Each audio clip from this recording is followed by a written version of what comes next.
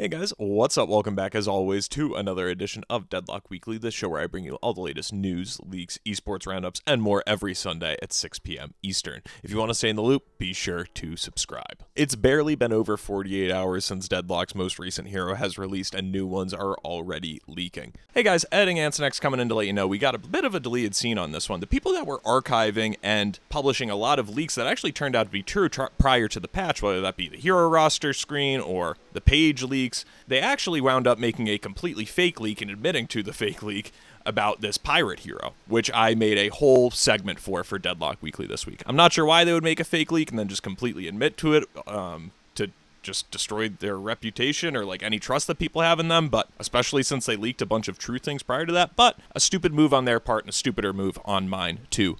Not do my due diligence. So if you want to see that deleted scene, it's in the members only version from earlier today still, but just know, members, that that is not going to wind up in the game today or anytime.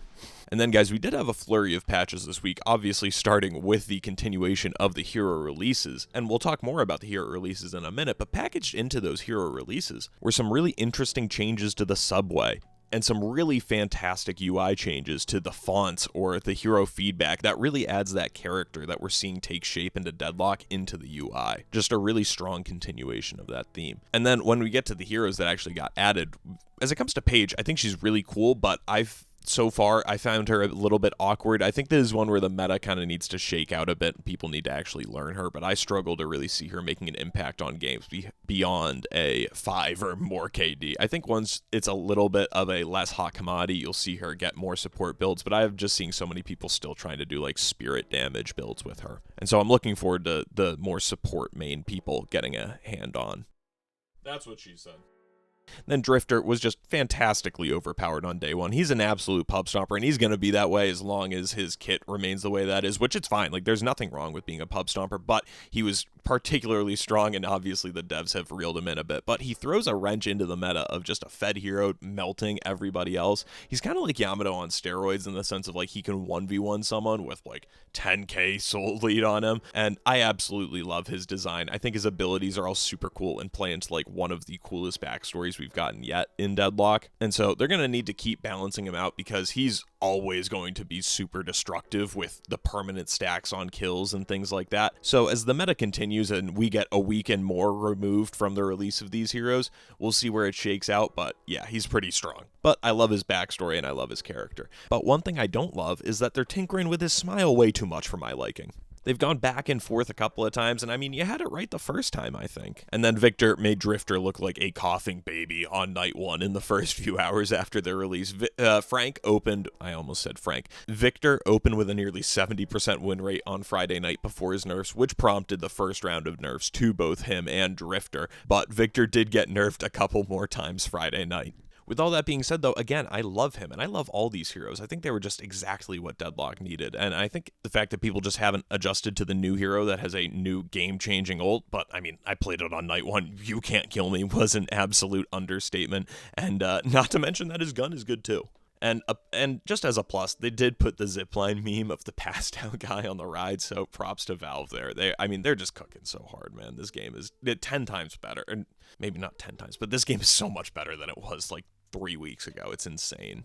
And I mentioned a flurry of patches. The second one came out on Thursday evening, and it's mainly a balance patch / bug fix on the new heroes. In fact, there hasn't been a single patch note about them changing any of the existing heroes since the 6 Heroes update dropped, which is all fine and dandy. Focus on the new problems, but it's worth mentioning that I haven't seen it. A lot of these changes, it's a mix of buffs and nerfs, which to me is a sign Valve is going off clear data or design choices that they've made on how the character is supposed to be played and which abilities should be used for what. A bit of a preview to Winrates Weekly, but Mina is really struggling, and it's mainly because she's just so squishy, and it's hard not to die with her in a fight. So when you read the patch notes and see how they've buffed Love Bites and buffed Nox Nostra, and then they nerf Sanguine Retreat, it's a bit puzzling to see that the thing she should be using to keep her alive in most cases is what gets nerfed. And then the third patch came out the next day, on Friday. It's a mere 3.5 hours after Victor's release, and Victor got slapped with with some of the most heavy nerfs I've seen Valve give since the R8 Revolver. We talked earlier about how strong his kit is in regular MMQs, and yeah, those first 3 hours made it unmistakable. And Valve went so far as to cut his values in half in a lot of places and continued throughout Friday night. I'm sure we're going to get another similar balance patch at some point next week if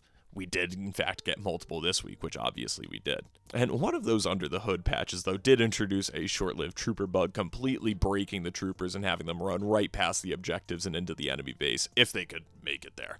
While completely game-breaking, it was also entirely fixed a bit over an hour later. These are the fun ebbs and flows of being a playtester in my eyes. But that's easy for me to say because I wasn't playing while it was happening. And the devs have been cranking out these patches, obviously because they care about the game, but also because there are more people playing now than the many months prior, crossing 60,000 online players this week, and the devs are making sure we can still enjoy the game, but also that it keeps the general goodwill sentiment with the larger general gaming public, which is something that a theme that we've kind of talked about over the past year, is that everybody does kind of remember this with kind of like, maybe not rose-tinted glasses, but a happy view of like, oh yeah, that game was really fun. It was unfinished, but yeah, it was really fun. I'd look to come back to it when it is getting more finished, which is why we've seen such a big player increase these past couple weeks, right? And it's kept more than goodwill with some members of the gaming community. For example, Shroud. I mean, here's the clip.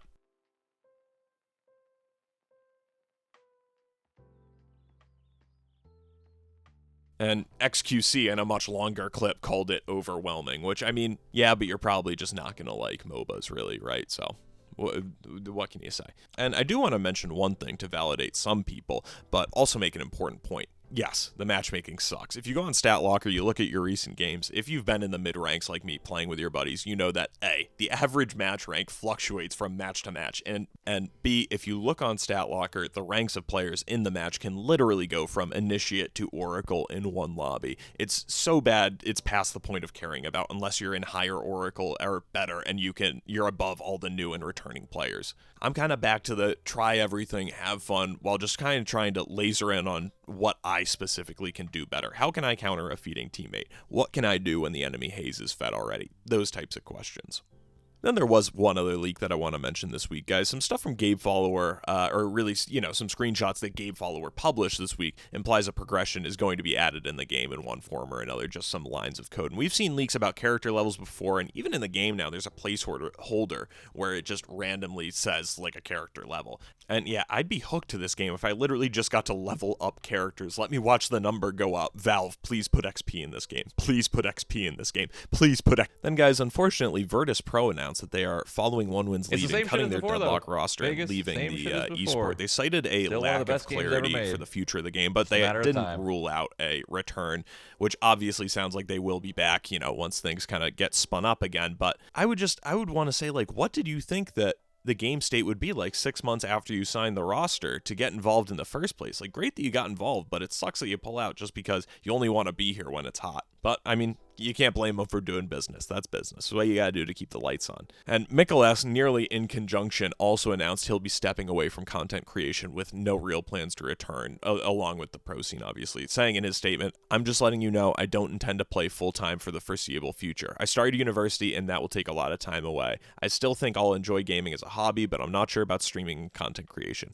I recently played a bunch of games on my alt, and I like the patch, but that might only last so long, and I don't want to lock myself again into playing just for a potential career or money. I might come back later if I get into a new routine that fits both school and streaming, but that will likely be at least many months away." And yeah, it just plain sucks with so much energy behind Deadlock again the past couple weeks to lose VP, the org, and one of our best community members. But I don't know, I absolutely cannot fault MikaelS for choosing school over the game. And based on the way it sounds there, it maybe sounds like he's started to lose the love for Deadlock a little bit. So yeah, I certainly can't blame him for focusing more on school. A much more mature decision than I would have made at that age. And then, guys, as we get into Winrates Weekly, the new heroes, they are the highlight, which is another thing to note. Pick rates are entirely out of whack for these new heroes. In a couple of months, none of them are still going to have a 90% pick rate, which is why I think Mina in particular is doing so poorly. So many of these new heroes do serve as counters to her, whether that be Frank, Drifter, or Billy. So I think that there's going to be some adjustment at as these heroes kind of get picked less over time. But if we're talking about what we have this week, actually Drifter and Victor are the focus. And yeah, yeah, these guys lend themselves to being a wrench in uncoordinated play. These guys are a problem for everyone right now, but honestly, I suspect they'll be menaces in lower ranks for as long as Deadlock servers are operational. You can already see that folks in my games are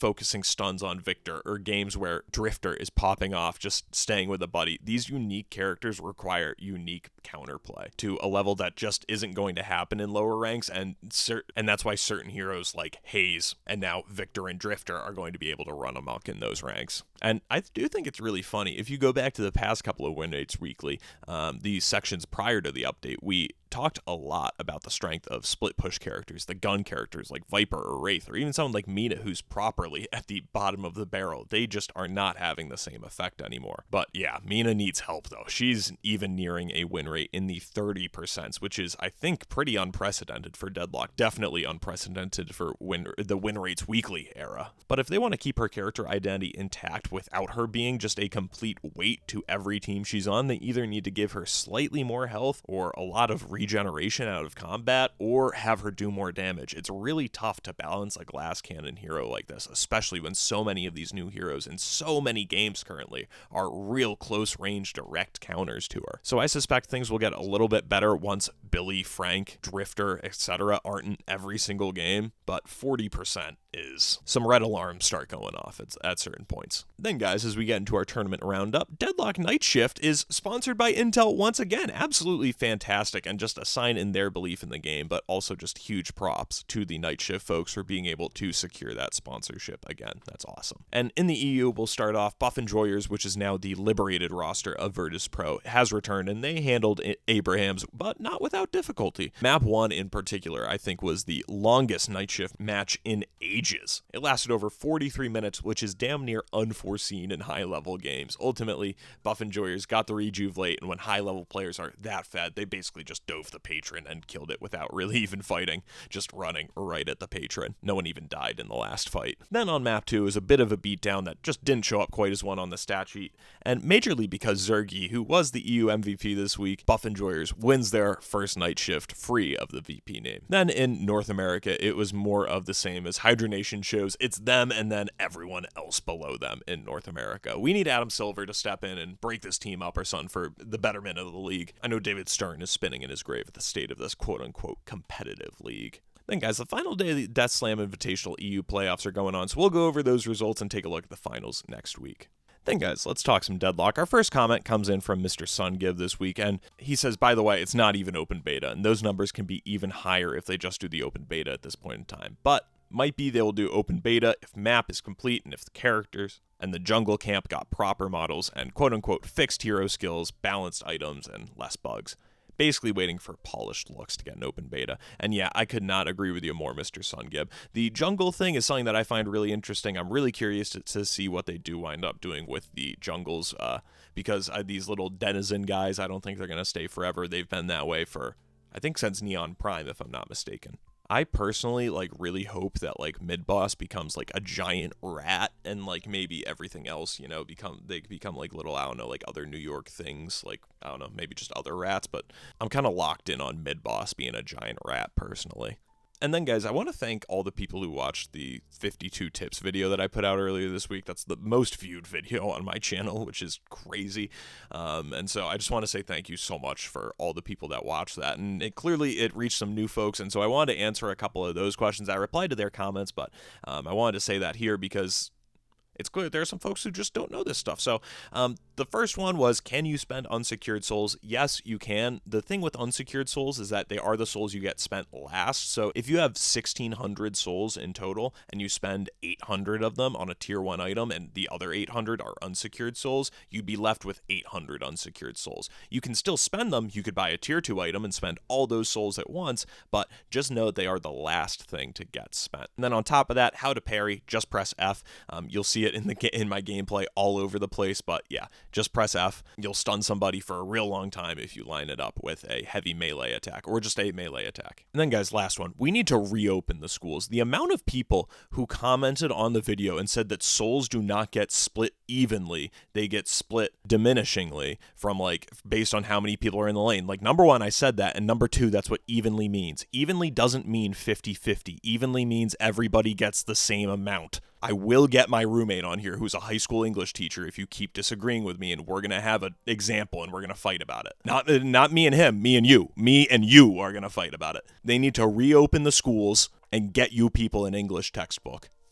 But guys, jokes aside, thank you so much for all the support on that video. I really, really do appreciate it. And I really, really appreciate all the members. Thank you guys so much for the support that you're giving me. It really means a lot. I hope everybody's having a fantastic day and you have a fantastic week. I'm definitely going to keep uploading, keep streaming this week. So yeah, guys, keep an eye out for that and I will see you again. I can't really say next weekend anymore because it's usually sooner than that. I'll see you again soon. Peace.